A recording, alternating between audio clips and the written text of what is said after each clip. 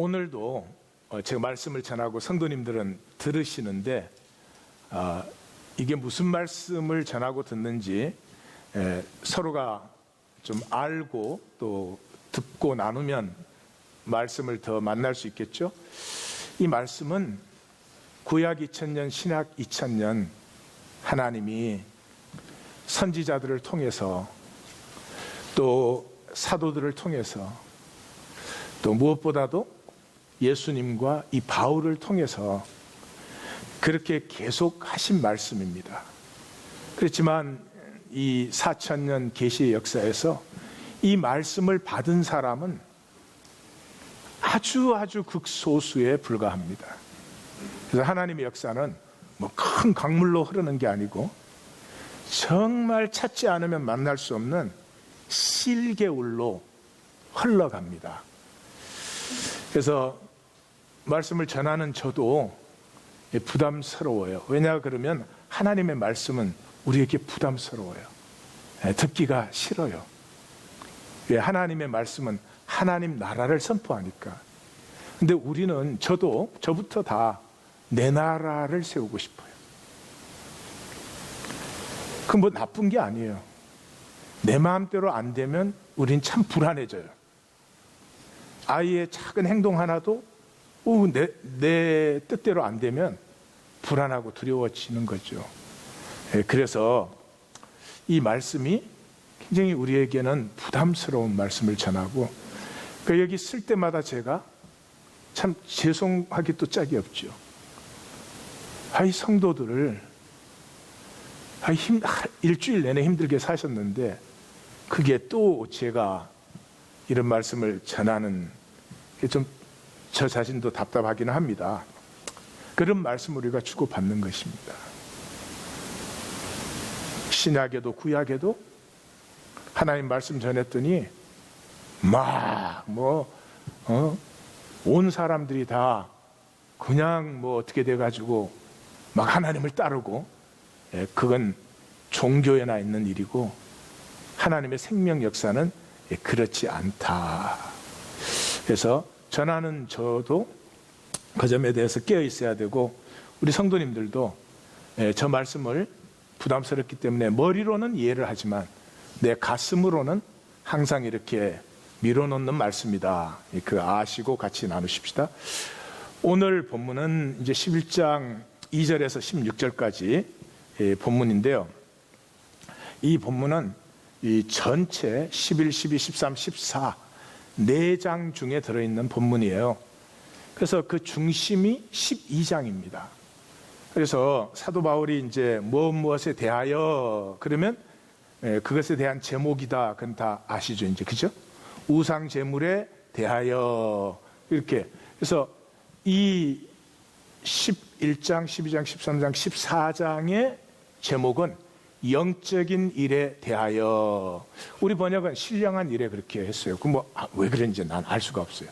하여튼 고린도전서 시작할 때 신령한 이런 단어가 나오면 그냥 영적인 뉴마츠, 그 성령이라는 뜻이에요. 그래서 영적인 일에 대해서 너희가 바로 알기를 원한다. 왜냐 그러면 2절 거짓된 세상 가치에 끌려다니고 있으니까. 그러면서 3절 결론이 이것이에요. 우리 대중 기독교가 참 쓰기를 좋아하고 많이 잘못 써먹은 기절이죠. 하나님의 영으로는 예수를 저주할 자라 하지 않고 성령으로만 예수를 주시라 하신다. 이 사도 바울이 지금 이 말씀을 할 때는 주는 누구예요? 황제가 주죠. 황제에게 저주를 받았죠. 나사렛 예수는. 근데 하나님의 영이 임하면 황제가 주가 아니고 그 황제에게 저주를 받아서 십자가에 못 박힌 예수를 주라고 고백한다. 그건 두 개가 전혀 다른 세계입니다.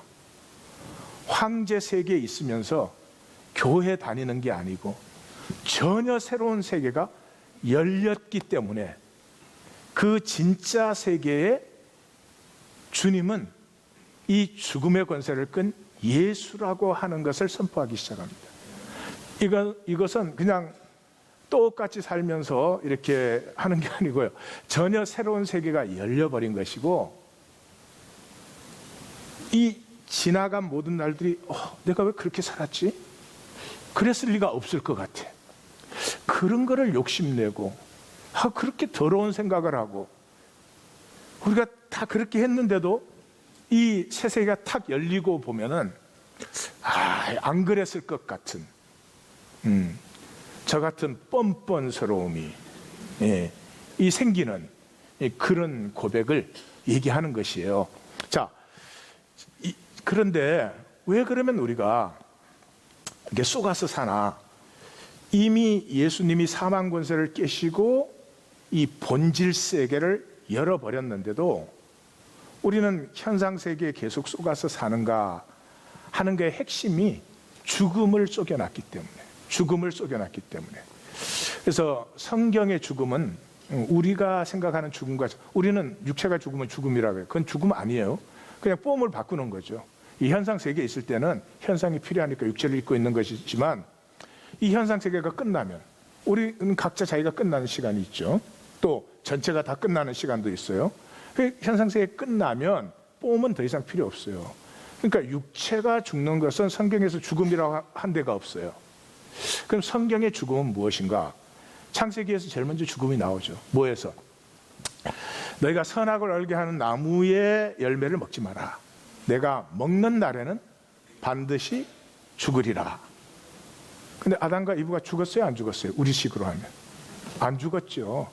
그러니까 여기에 정확한 의미는 죽음으로 살게 된다는 거예요. 선악과를 먹으면 생명을 살지 않고 죽음으로 살게 된다. 뭐 이상한 얘기 같지만 이게 당연한 얘기입니다. 남편과 아내가 만났어. 근데 남편과 아내가 선악과로 살아.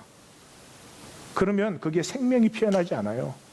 정죄와 판단과 사망의 권세가 그걸 사로잡게 돼 있는 거죠. 그래서 신약에도 똑같아요. 예수님께서 죽은 자들이 하나님의 아들의 음성을 들을 때가 오나니 아들의 음성을 듣는 자는 살아나리라. 그러니까 살아난다는 말은 죽었다는 말 아니에요. 근데 죽은 자가 음성을 듣잖아요. 그러니까 저 죽은 자는 그 죽은 자가 아니야. 네. 복음서에서도 예수님이 그 제자들에게 제자도의 핵심 부분에서 세 가지 얘기하죠. 마지막 셋째 번 결론 부분이 뭐예요? 내가 내 아버지 장사하고 오겠습니다 하니까 현상 세계에서 가장 중요한 건 아버지 장사예요. 아무리 바쁜 일이 있어도 아버지 장사 안 한다, 그거는 있을 수가 없어요, 현상 세계는. 그런데 그런 현상 세계 일을 하려면 나 따라오지 마. 따라오지를 못해. 나를 따라오는 사람은 죽은 자들로 죽은 자를. 그러니까 장사 지내는 자도 죽은 자지만 장사하는 자도 산 자예요, 죽은 자예요? 죽은 자예요. 그래서 성경에 죽은 자라고 하는 것은 세상 물결에 떠내려가는 거죠. 생명이 없으니까 떠내려가는 거죠. 예. 그래서 성경의 생명이라는 말은 세상 이 거짓을 거슬러서 진실을 사는 사람이에요. 그 다 진실을 살고 싶지만 우리가 잘 안 사라지는 이유가 진실을 살려면 희생을 해야 돼요. 어쩔 수가 없어요. 왜 거짓으로 사느냐? 내 욕심을 챙기려니까 거짓으로 사는 거예요. 예, 진실을 살려면 희생을 해야 되니까 진실이 싫은 거지. 그래서 이 거짓으로 살지만 그걸 영원히 할 수 있으면 괜찮지. 영원히 할 수 있으면 그렇게 살면 되는데 그렇게 못해요. 거짓은 반드시 빵꾸가 나는 시간이 와요. 굉장히 고상한 단어를 제가 썼는데 거짓은 반드시 드러나요. 그게 거짓이에요. 시간 문제예요.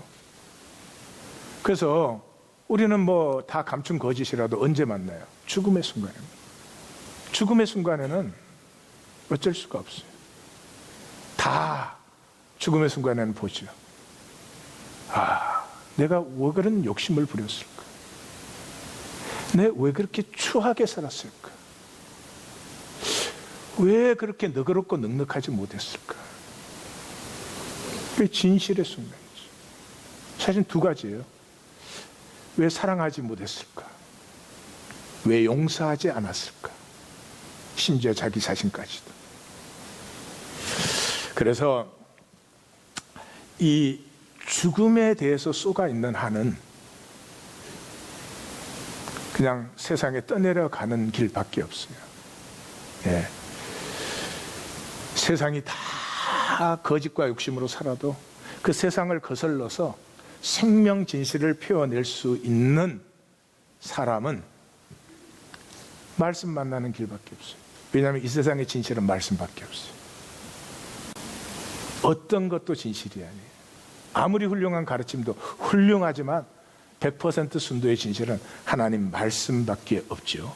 그 말씀이 이제 우리에게 감춰졌어요. 자, 그래서 그런 우리가 이 세상 현상 속에 이제 속아서 사는 거죠. 자, 거기에 대해서 지금 이제 사도 바울은 또 예배라고 하는 것을 통해서 이제 말씀하시기 시작해요. 그래서 11장에서 14장까지가 전체가 예배인데 오늘 본문은 예배 시에 은사를 사용할 때 복장 문제를 얘기해요. 그 반대편에 가시면 예배 시에 은사를 사용할 때 덕을 세워라 그 얘기를 해요. 그 다음에 그 안쪽에 가시면 이제 6월 11일 주일 본문입니다. 예, 우리 다음 주부터 6월 4일 성령 강림 주일까지 7번의 메시지가 나갔는데 이 우리의 원수인 나르시즘과 이 에고와의 싸움의 본문이 끝나면 이제 저기에 들어가요. 얼마나 저렇게 디자인하려고 해도 할 수가 없을 거예요. 그게 예배에 대해서예요. 이런 예배 아니, 이거 예배 아닙니다. 떡과 잔. 거기에 대해서 말씀해요. 그 반대편에는 예배의 본질은 사랑이다. 예, 고린도서 13장 그러면 사랑장 그러지만 그게 무슨 추상적인 무슨 사랑을 얘기하는 줄 알아? 아니요. 예배를 얘기하는 거죠. 그리고 그 한가운데가 12장이 교회는 그리스도의 몸이다. 예, 이 부분으로 우리가 지금 들어가고 있는 것입니다. 자, 오늘 본문으로 들어가시면 오늘 본문도 그렇죠. 앞쪽에 2절에 10절까지는 기도하고 예언할 때 여자는 머리를 가려라. 뒤에 13절 16절에서도 기도하고 예언할 때 예배할 때 여자는 머리를 가려라. 그리고 11절 12절의 핵심에 그렇다 남녀 차별하는 게 아니고 남녀는 평등하고 동등하다 하는 얘기를 하는 것이에요. 이 본문이 사실은 제가 어제 아침에 그런 얘기를 했지만 이 주석가들도 굉장히 여기를 헷갈려요. 그러니까 말씀을 만나지 않고 종교로 풀어내니까 이게 헷갈리는 거죠. 그래서 아마 제가 그런 말을 했어요. 이 본문만큼은 하나인 교회가 제일 잘 해석했을 것이다. 그렇게 일단 2절에 이렇게 시작하거든요. 이 문제의 시작을 나를 기억하고 바울이 나를 기억하고 내가 전하여 준 그 전통을 너희가 지키니 내가 칭찬한다. 그 전통 그러니까 여기 쓱 지나가요. 이게 무슨 전통을 얘기하는 거죠? 파라이도시스 그런 단어예요. 근데 헬라에서 첫 번째 뜻은 항복이고 그 다음에는 유전, 전통 이런 뜻이에요. 그러니까 단어를 참 잘 맞는 것 같아요. 여러분, 지금 우리가 드리는 이 예배는 4세기 컨스탄틴 이후에 90%를 해당에서 다시 드렸어요. 해당 예배를 깨시느라고 예수님이 죽으셨는데 90%를 다시 가지고 들어갔어요. 왜요? 종교의식을 해야 되니까. 왜요? 성직자들이 먹고 살아야 되니까.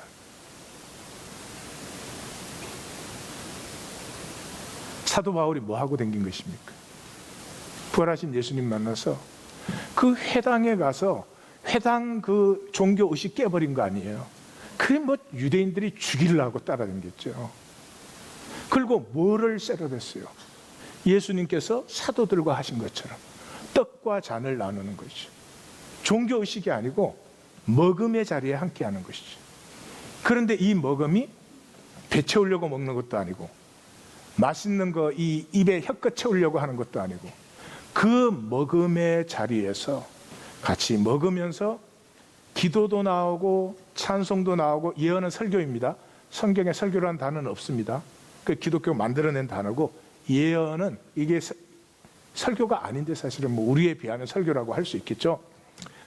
그게 나와요. 그러니까 무슨 말이냐 그러면 그 당시에는 다 하우스 철치니까 작잖아요.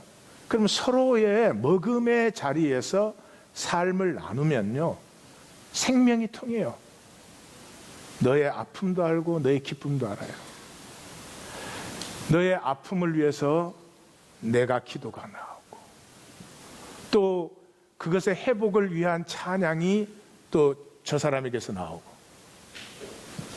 식사 시간이 그냥 위장을 채우는 것이 아니라 그 식사가 생명 통하는 식사 자리 같아요. 상상이 잘 안 되시죠? 그래도 하나님 교회는 상상이 좀 되실 걸로 생각해요, 제가. 맞습니까? 그 나눔 없이 할 수 없어요. 우리가 악해서가 아니고, 그런 나눔 없이는 그저 세상 가서 내가 남한테 또 얼마나 기 안 죽나. 잘나야 되고, 잘 못 나면 비참해지니까 내 거 지켜야 되고, 뭐 지킨다고 뭘 제대로 지키는 것도 없지만 그렇게 외에는 사는 수가 없어요. 하나님은 온 인류가 한 가족으로 그렇게 창조를 하셨는데, 이 현상 세계는 다 단절되어 있잖아요. 전부가 단절되어 있잖아요.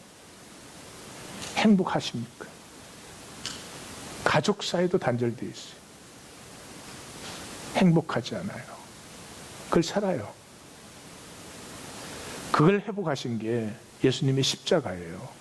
종교 세우신 거 아닙니다. 그죠? 예. 그래서 너희가 그 떡과 잔을 나누는 거, 그 참 칭찬을 합니다. 근데 그 떡과 잔을 나눌 때 여자들의 복장이 좀 문제가 돼서 그 얘기를 하는 거죠. 그래서 3절에서 6절까지는 남자는 머리를 그대로 두고 여자는 머리를 가려라, 그런 것이에요. 그리고 3절에서 얘기하기를, 이게 질서가 있잖냐, 다 동등하지만 질서가 있잖냐. 예, 그리스도가 하나님을 아버지라고, 내가 아버지로부터 보내심을 받았다, 뭐 아버지 끌어간다 그러잖아요. 그러니까 이 현상 세계 표현이죠. 하나님은 그리스도는 하나님으로부터 났고, 이 그리스도가 모든 것을, 로고스가 창조했죠.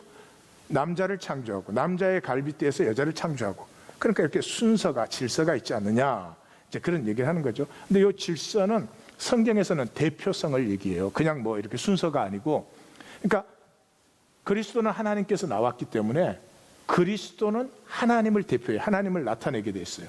그 다음에 그리스도가 아담을 창조했기 때문에 남자는 이 그리스도를 나타내게 돼 있어요. 대표하게 돼 있어요. 또 남자 갈빗대에서 여자가 나왔기 때문에 여자는 남자를 대표하게 돼 있어요. 예, 여성이 남성을 나타냅니다. 그런 관계예요. 자, 그러는데 여자가 예배시에서 기도하거나 설교할 때, 기도하거나 예언할 때 머리를, 남자는 머리를 가리지 말아라. 왜? 남자의 영광은, 남자가 대표하는 건 그리스도니까 남자가 머리를 가리면 그리스도를 가리는 것이, 그리스도를 나타내. 머리, 그러면 얼굴 생각하시면 더 좋을 것 같아요. 예, 얼굴 가려버리면 그리스도를 가리는 것이다. 근데 여자는 머리를 안 가리면 하나님께 예배하는데 남편을 자기가 나타내는 것 아니냐. 그리고 남편을 오히려 욕되게 한다. 그러니까 가리지 않으려면 짧게 깎든지 면도로 밀어라. 그 다음 주에 우리 자매님들은 다 밀고 오시는 거예요. 자, 그러면서 그게 부끄럽냐? 짧게 깎는다는 말은 저 신전 무녀들, 창녀들이 하는 거예요. 그래서 그거 부끄러우면 머리 가려라. 이제 그렇게 얘기하는 거죠. 이 말의 중심이 우리에게는 잘 이해 안 될 수도 있어요. 그래서 이게 공동체의 honor and shame. 우리가 이렇게 함께 모이면, 가족이 있으면 가족이 자랑도 있고 수치도 있어요. 그 문제를 얘기하는 거죠. 예, 이거 무시할 수 있는 문제가 아니에요. 그래서 제가 사진 하나 보여드리겠어요. 개성공단에 저 여성들이 일하는 모습이에요. 그 처음에는 저렇게 파란 수건을 묶었다가 요즘 좀 패션화돼 가지고, 예, 저렇게 했어요. 그 다음 사진은 이분들이 퇴근하는 사진이에요.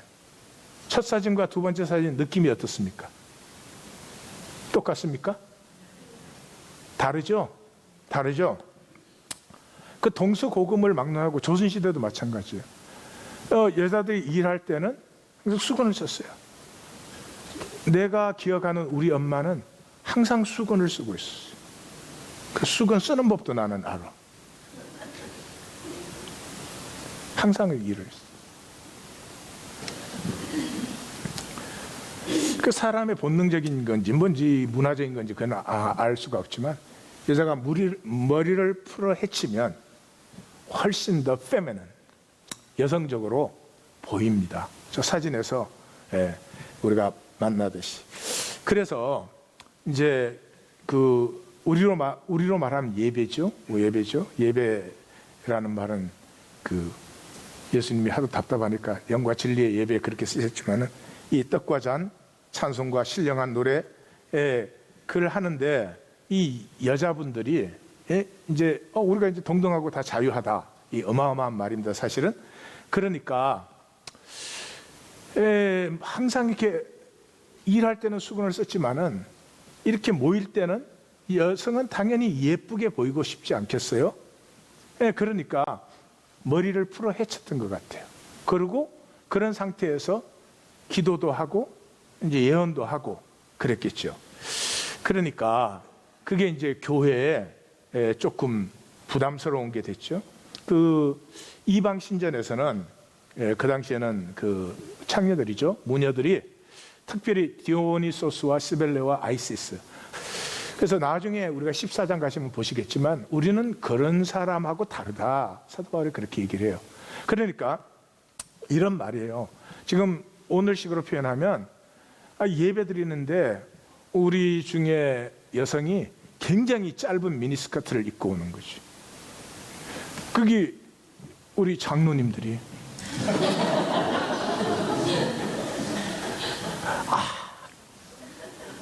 목회에 즐거우면 장로를 핍박할 수 있는 데 있어요. 우리 장로님들이 자매님 그러고 인사를 하는데 가슴은 또 이까지 팍 파졌어. 인사를 하는데 눈을 어디에 둘 줄을 몰라. 그러니 그 남자들이 참 어색하지 않겠어요? 그러지 말으라는 거죠. 그래서 이제 7절에서 10절까지는 남자들의 명예를, 남자들을 그렇게 수치스러운 느낌을 갖지 않게 해줘라. 남자면 당연히 여성에 대해서 어떤 느낌이 생기죠. 근데 예배에 그런 느낌이 생기도록 하는 건 피차에 득스럽지 않다, 이런 것이죠. 그래서 이제 7절에서 10절까지는 아까 제가 말한 순서 얘기하는 거예요. 남자는 하나님의 형상과 영광이고, 여자는 남자의 영광이니까 이렇게 여자는 머리를 가리는 것이 좋다. 그래서 바로 성경에 아담에게서 이브가 났지, 이브가 아담에게서 났냐. 그러니까 그리고 또 말하기를 9절에서 남자가 여자를 위하여 지음받지 않고 여자가 남자를 위해서 그 돕는 배필 얘기하는 거죠. 그래서 그러면서 10절이 이제 우리가 많이 헷갈렸죠, 그죠? 그러므로 여자는 천사들로 말미암아, 아니 난데없이 웬 천사냐? 이 천사는 지금 아무 설명 없이 지금 툭 던지잖아요. 앞뒤가 없이 그냥 툭 던지잖아요. 그러나 그 말은 뭐예요? 그 당시에 일상적인 표현이었다, 이 말이에요. 그래서 이 말은 우리가 그러잖아요. 뭐 예배에 은혜가 충만하면 성령 충만했다 그러죠. 그러면 2000년 뒤에 사람들은 성령을 우리처럼 쓰지 않으면 성령이 충만했다, 그게 도대체 무슨 뜻일까? 뭐 이런 거나 마찬가지예요. 그 당시에 똑같은 사회 사본에 보면은 모임의 그 분위기를 정숙하게 함으로 천사가 충만하게 하라, 그렇게 되어 있어요. 그러니까 우리로 말하면, 지금 말로 하면 천사들로 말미암아, 이 말은 예배의 영적 분위기를 충만하게 하기 위하여서 그런 걸림되는 행위를 하지 말아라, 그런 거예요. 그 다음에는 권세 아래 있는 표를 머리 위에 두라. 또 이게 무슨 말이냐? 그게 to have authority on her head, 그런 수거예요, 이디엄. 그래서 저 수거는 그 단어 그대로예요. 자기 머리에 대해서, 자기의 머리의 그 권세에 대해서 테이크 차지해라, 이런 단어예요. 그래서 저 수거가 딱 3번 더 나오는데 계시록에서만 나와요. 그 두 정인의 역사에서, 그다음에 마지막 수학을 하는 그 천사의, 그다음에 예수님 재림 후에 성도들의 권세를 얘기할 때 3번 나와요. 그래서 저 뜻은 두말할 것도 없어요. 자기가 가진 권세를 똑바로 잘 행사해라, 그러는 거죠. 그런데 사도 바울이 요 본문 다 앞에서 내가 권리를 가지고 있는데 권리를 어떻게 한다? 권리를 어떻게 한다? 다른 사람의 유익을 위해서 쓴다. 이게 진짜로 권리를 쓸 줄 아는 사람이에요. 그래서 여성이 그래 자유해 맞아. 뭐 미니스커트 입고 올 수 있지. 그런다고 예배가 안 되겠냐? 그러나 그 권리를 너를 위해서 쓰지 말고 그 눈둘 데 없어서 몸둘 바를 모르는 장로님들을 위해서 써라.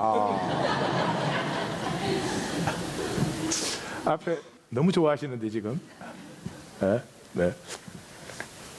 자, 이제 그런 말입니다. 자, 그러면 그 다음에 이제 11절, 11절 이게 핵심이다 그랬죠.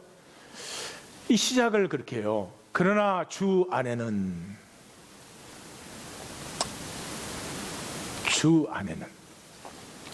우리 기독교는 주 안에 예수 그리스도 안에 이런 말을 하도 들어가지고요.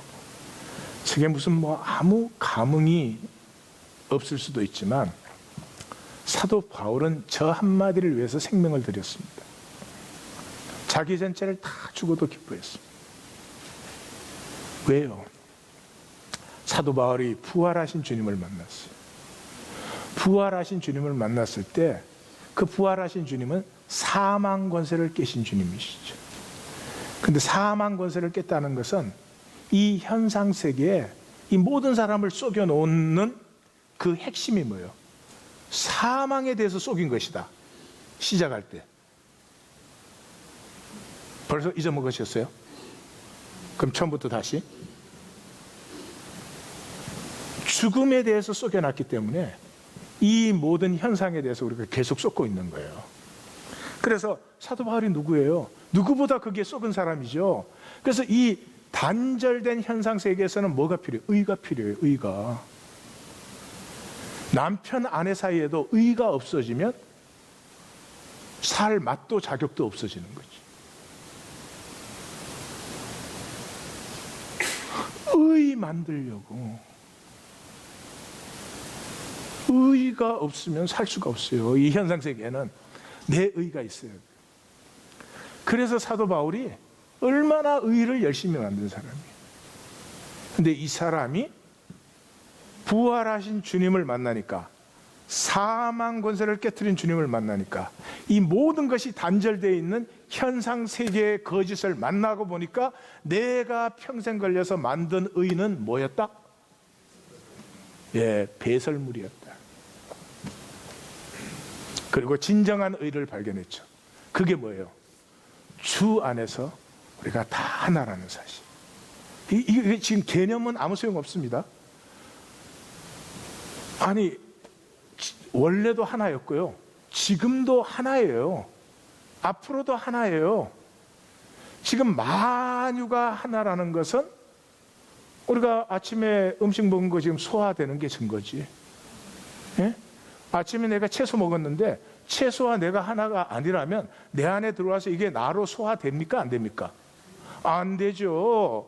이 공기를 내가 들어 마셔서 이 공기가 나의 생기가 되어주는데 이게 하나니까 들어와서 내 생기가 되지, 이게 나하고 단절된 전혀 다른 것이라면 생기가 될 수 없어요. 지금도 하나예요. 하나니까 살아있어요. 근데 우리가 하나면 하나님의 뜻이 이루어지니까 마귀는 우리가 계속 단절된 것으로 살아가게 만드는 것이죠. 그게 다 쏘가 있었어요. 부활하신 주님을 만나는 순간에 사도 바울은 그 순간에 다 깨달은 건 아니죠. 아라비아 사막에 3년 들어갔고 다소에서 10년을 13년의 묵상 끝에서 자기가 평생에 공부했던 율법이 도대체 무엇을 말하는지를 만난 거죠.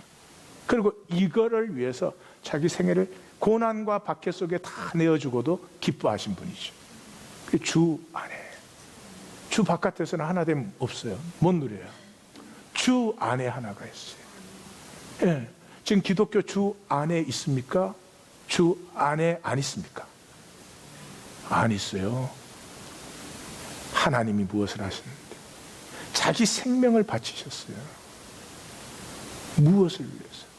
이 거짓에서 깨어서 처음부터 하나요, 지금도 하나요, 영원히 하나인 이것을 생각을 해보세요. 내가 만유를 누려요. 그것도 기쁨이죠. 더 큰 기쁨이 있어요. 만유를 위해서 내가 내 생명을 또 나누어요. 부모가 자식을 위해서 생명을 나눕니다. 아깝습니까? 기쁩니까? 기쁘죠. 그게 생명이잖아요. 생명이니까. 뭐가 생명길이 복잡하고 어렵습니까? 생명의 증거가 뭐 이상합니까? 그렇습니다. 십자가는 모든 단절되었던 것을 하나로 했다는 건 교리가 아닙니다. 이 본질 세계는 모든 것이 하나죠. 그걸 회복하신 것이죠. 그래서 이 사도 바울의 갈라디아 3장 27절 28절 같은 말씀, 누구든지 그리스도와 합하기 위하여, 단절되어 있다 그리스도가 하나 되기 위하여 세례를 받은 자는, 누가 세례를 받아요? 예수를 주라고 고백하는 자가. 그 사람은 그리스도로 옷 입었어요. 옷이 뭐예요? 신분이죠. 그리스도의 신분이 되었어요. 그래서 다른 성경에서는 이 신분의 변화를 표현하기 위해서 우리가 양자되었다 뭐 이런 단어를 써요. 그래서 결과가 뭐예요? 유대인이나 헬레인이나 종이나 자유인이나 남자나 여자나 다 그리스도 예수 안에서 하나이니라. 하나이니라. 예. 그래서 이제 사도 바울이 11절 11절은 야, 남자 없이 여자가 어디 있고 여자 없이 남자가 어디 있냐. 그리고 여자가 남자에게서 나왔지, 갈비뼈에서. 그렇지만 남자는 또 엄마한테서 여자한테서 태어나졌냐. 이 모든 것은 하나님께로 낳느니라.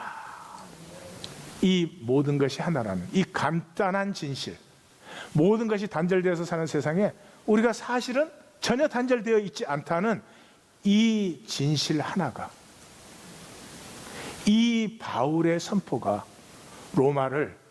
로마가 가장 강한 시기에 로마를 뒤집어 엎었어요. 그걸 받은 우리는 그거 갖고 또 종교 만들었어. 먹고 살라고. 그래야 또 하나님의 진실의 역사가 계속되니까. 바울의 진실이 내 진실이 될 수 없습니다. 하나님이 왜 그 갈렙과 여호수아를 세웠으면 그 다음에 사사기가 오지 않고 그게 그냥 하나님 나라가 완성이 안 되게 하나? 아니요. 갈렙과 여호수아의 진실이 내 진실이 안 됩니다. 또다시 세상은 거짓 세계 속에 들어가고 그 안에서 정말 전심으로 구하고 찾고 두드리는 자가 황제의 세계가 아니고 이 본질 세계의 당연한 것을 보고 누리기를 원하는 마음을 다하고 성품을 다하고 힘을 다하는 심령이 만나는 것이지, 바울이 한번 딱 회복해버리면 그냥 모두가 그 안에 그렇게 되지 않는 것이죠. 그래서 우리의 신앙생활이 힘든 거죠. 힘든 거죠. 교리만 받아들이면 구원받았다. 그거는 대중 기독교가 만든 얘기고 복음에는 그런 말이 없죠. 자, 이렇게 얘기하는 사도 바울은 그 예배 시에 여성들이 기도하고 예언하는 걸 보호해 주는 거죠. 무슨 말씀인지 아십니까? 지금 부활하신 주님 안에서 아무런 구분 없이 떡과 잔을 나눌 때 누구든지 자기의 고백이 표현할 수 있고 자기의 찬양이 표현할 수 있고 자기의 선포가 임하신 말씀을 선포할 수 있고, 그렇게 됐을 때 심령이 열리고 생명이 통하게 되는 것이다. 혹시라도 여자 이런 걸 빌미로 해서 남자들이 그러니까 여자들은 예언하지 마, 기도하지 마, 이런 빌미거리가 될까 봐 사도 바울이 아니, 질서를 위해서 내가 복장을 당부하지만 그렇다고 남자 여자가 차이가 있거나 구별이 있는 것은 아니다. 이 사도 바울의 마음이 느껴지십니까? 예, 오케이. 자, 그 다음에 이제 13절에서 16절까지는 이제 일반적인 예를 들어요. 바울이 친절도 하지. 예, 스스로 판단해라. 여자가 머리 풀어 헤치고 그렇게 예배 들어오면은 그 분위기가 좋겠냐? 요즘 말로 하면 그런 거죠. 아이고, 여성이 여름에 덥다고 스트링 비키니 입고 예배 들어오면 그게 되겠냐? 그런 거죠. 아이고, 이 어린아이 가르치듯이 가르치는 바울의 마음을 좀 보세요. 그러면서 긴 머리가, 이게 당시에 그냥 문화예요.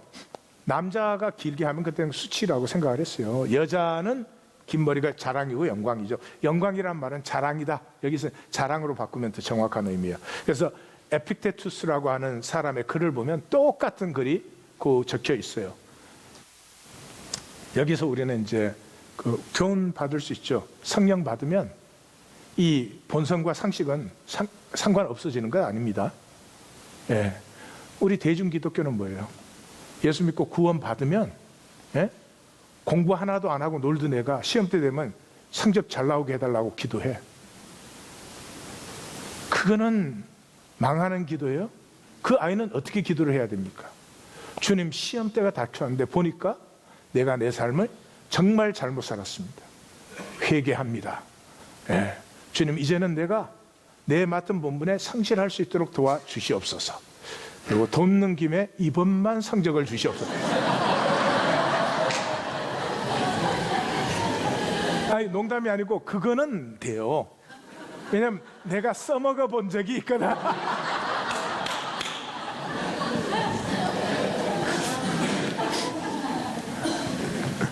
하여튼 우리 이 대중 기독교는 말이죠.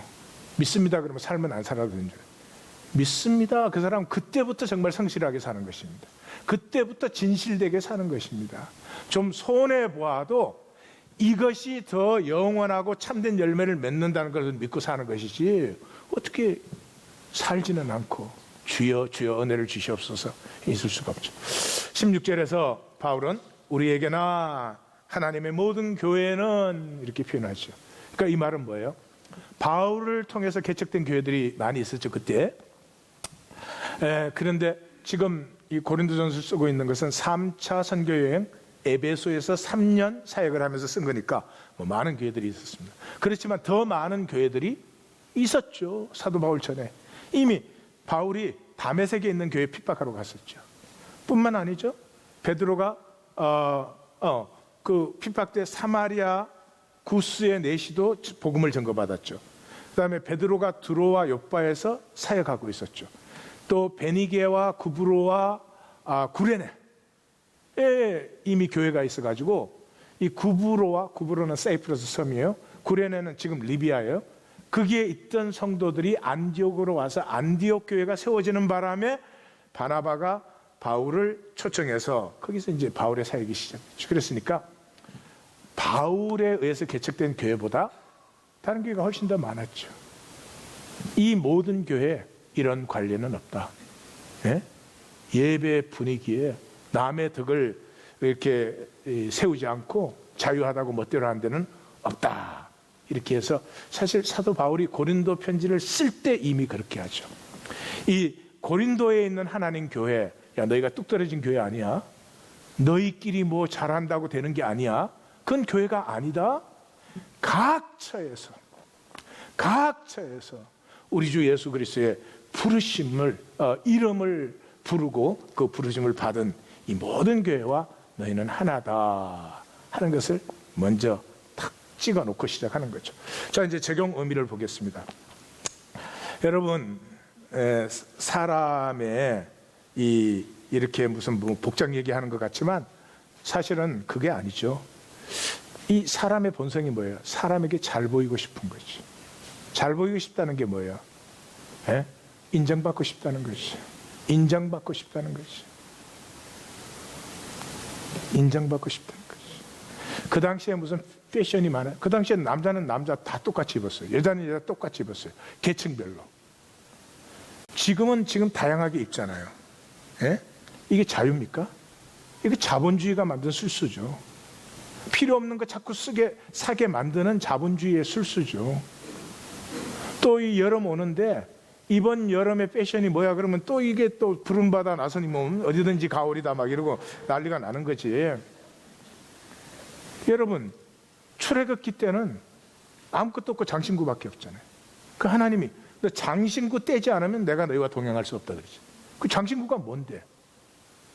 그때 장신구 하나 있을 때나 지금은 학력, 경력, 뭐 패션 뻑적지근하게 붙일 때나 복잡한 것 같아요?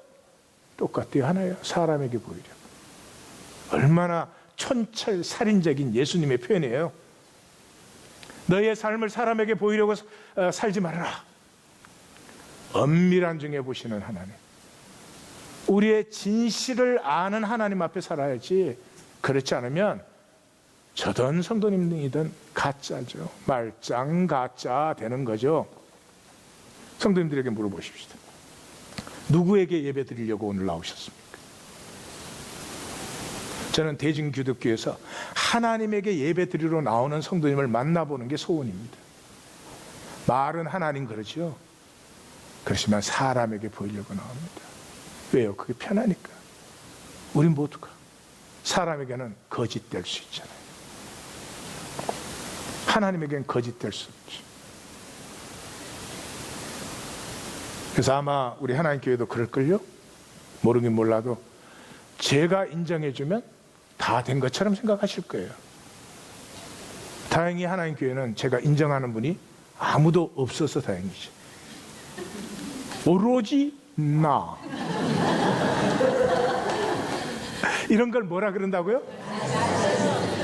아따, 그건 또 되게 크게 대답을 하시고, 아유 정말. 여러분, 우리가 복잡하게 만들었지 간단합니다. 예수님이 뭐라고요? 하나님이 찾는 사람은 딱 하나야. 영과 진리로 예배하는 자. 영과 진리로. 영과 진리로 예배한다. 그 말 뭐예요? 사람 앞에 종교생활 안 하는, 어디에 있든지 하나님 앞에 사는 그 사람 찾는다는 거죠. 이 본문에서 바울은 여자들의 기도와 예언을, 설교를 보호해 줍니다. 그 당시 여러분, 이게 상상이 안 되겠지만 이게 혁명 정도가 아닙니다. 그 당시 회당에서는 여자는 장막 뒷방에 앉게 했습니다. 토라, 말씀 안 가르쳤어요. 그러는 시대에 모두가 하나 되어서 그 자기 고백이면 선포할 수 있는, 우리는 고백 못해요. 고백해서 맞아야 되거든. 이 고백했다가 틀리면 어떡해? 사람들이 이상하게 보면 어떡해? 아니, 그런 고백이 아니지. 고백이 아니지. 우린 다 억눌려 있습니다. 그래서 생명길을 살지 못하는 거죠. 그런데 내 아픔이면, 내 찬송이면, 내 기쁨이면 누가 뭐라 그러는지 상관없이 내가 할 수 있어. 왜? 정죄와 판단이 없으니까. 응? 저는 하나님 주신 은혜 중에 하나가 우리 엄마예요. 저를 이제 늦게 낳았으니까. 엄마 앞에서는 무슨 짓을 해도 학권이가 최고야. 누나, 형?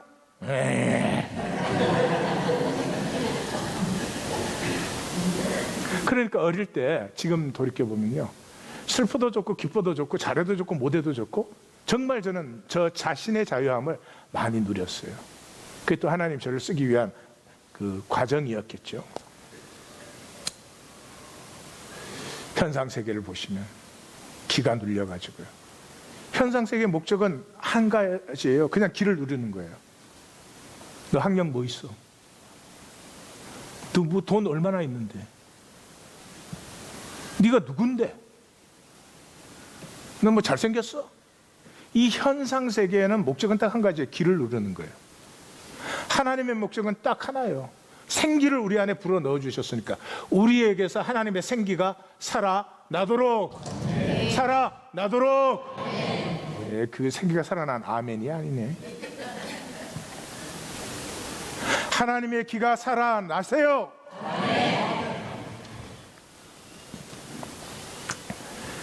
이 현상세계, 기를 누르는 현상세계를 제가 지난주에는 꿈으로 비유해서 말씀을 드렸죠. 꿈이라는 것은 이렇게 잠에서 안 깨게 하는 기제다 그랬죠. 지금 우리가 현상세계에서 안 깨어나요. 왜 안 깨어나냐 그러면 바빠요. 바빠요.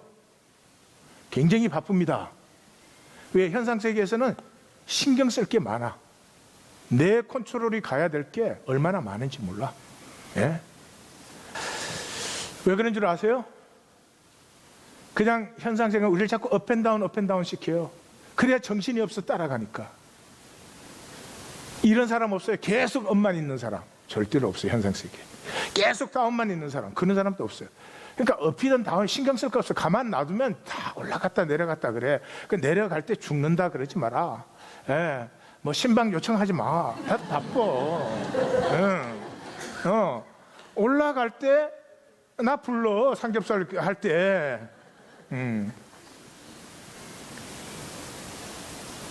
업앤다운 많이 하시죠. 많이 바쁘죠.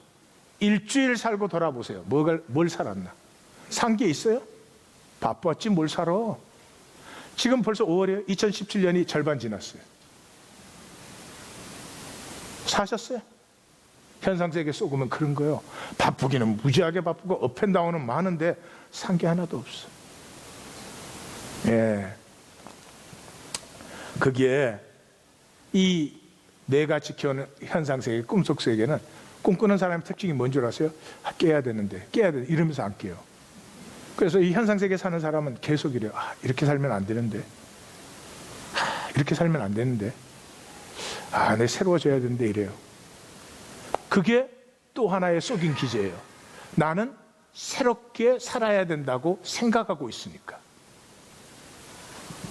본질 세계는 만유가 하나입니다. 깨어있는 실제는 만유가 하나예요. 제가 이미 말씀드렸죠.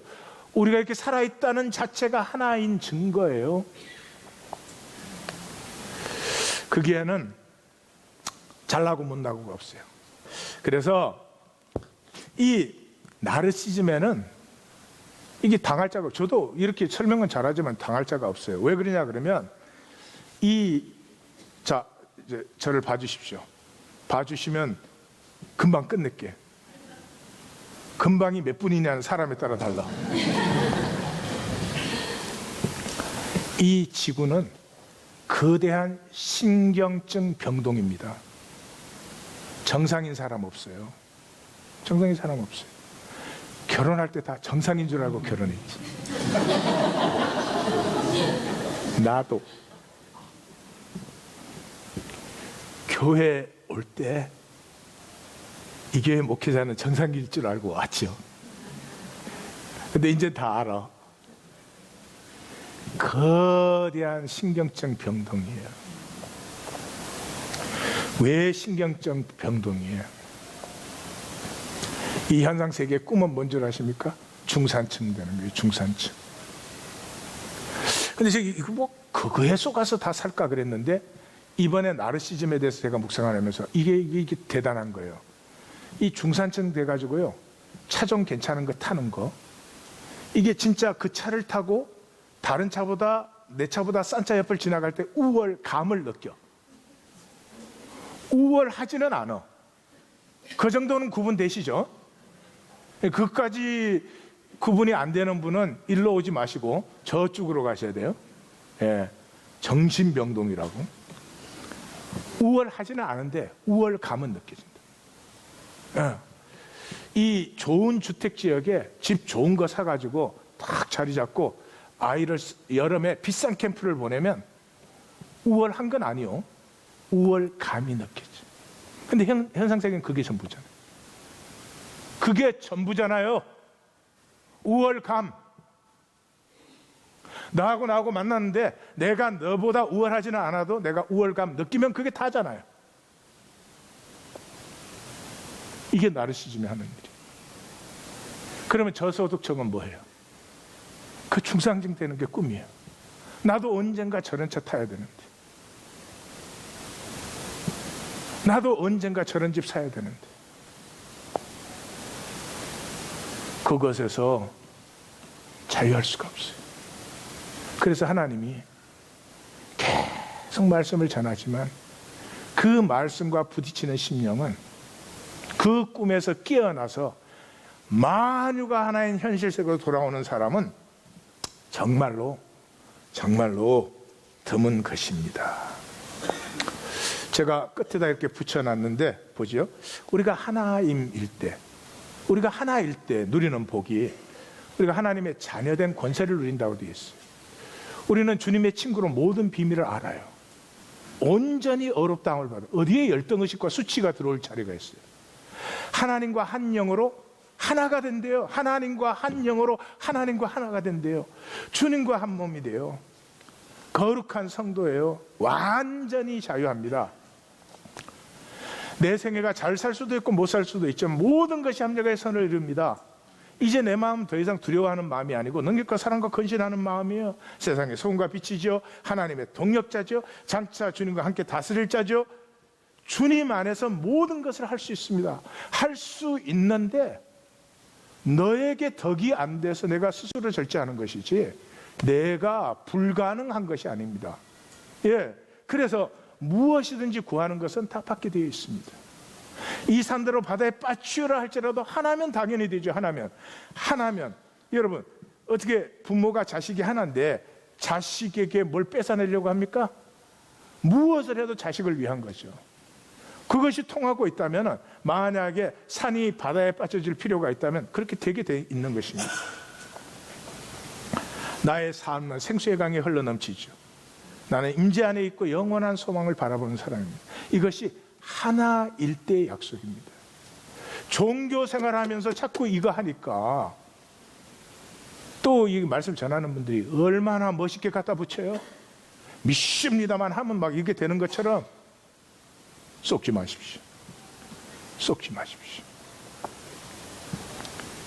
우리는 태초 이전에 하나였으며 지금도 하나이며 앞으로도 하나가 되어야 됩니다. 우리 중에 단절된 세계로 들어갈 사람은 아무도 없습니다. 이걸 하나로 되게 하는 것은 말씀밖에 없습니다. 운행 역사하며 좋았더라 좋았더라 심히 좋았더라. 예, 성령 강림 기도. 한 박자가 느리셔. 누군지 몰라? 6월 4일 성령 강림절까지 이 본질 세계 회복, 이 하나됨의 회복, 주여 나를 긍휼히 여기시옵소서.